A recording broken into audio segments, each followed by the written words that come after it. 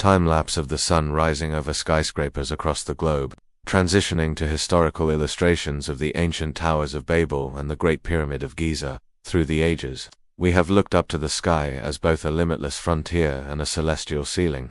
And what better way to conquer those conflicting notions than by building upwards? This is the story of the silent architects, the colossal structures that reshape our world without making a sound. From the 146-meter Great Pyramid of Giza in the 26th century BCE to the modern icons of today, join me on a journey to uncover how and why these gravity-defying giants came to be, and the profound impact they have had on humanity. The pyramids stood as Earth's tallest structure for 3,800 years, a testament to political and spiritual power.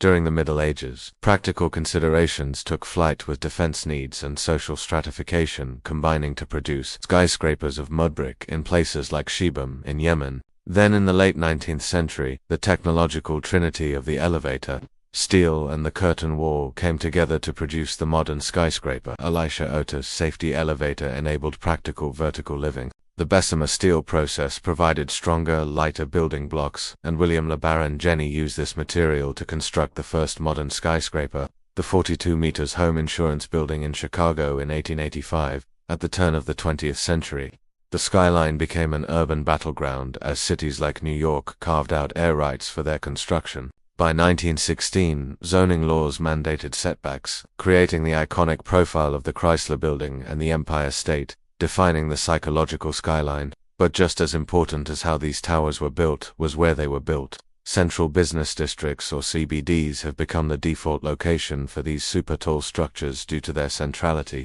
accessibility, and prestige. Today, 70% of jobs in major cities are located in the CBD, boosting innovation but also concentrating wealth. And let's not forget the infrastructure. Take power grids.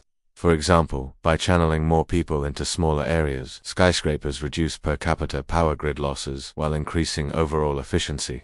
But they can also overload transit systems. In cities like New York or Hong Kong, 10,000 or more workers in a single tower can strain subway lines built for a fraction of the city's current population.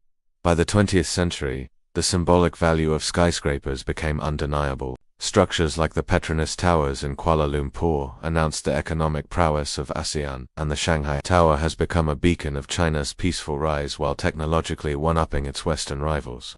These icons fuse Islamic motifs with modernity, announcing the economic might of a region. While the Jeddah Tower in Saudi Arabia, once planned as the world's tallest building at 1,008 meters, has been stalled since 2018, reflecting the uncertainties of a post-oil economy, perhaps signaling a near end to height as a status symbol. Today, we are seeing green reimaginings of these structures. Shanghai Tower uses 270 wind turbines to power its exterior lighting, and its double-skin facade cuts energy use by 21%.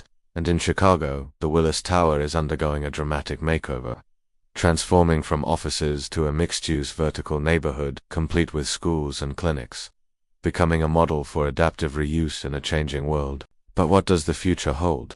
With climate pressures mounting and economic realities biting, will the race for ever higher skyscrapers come to an end?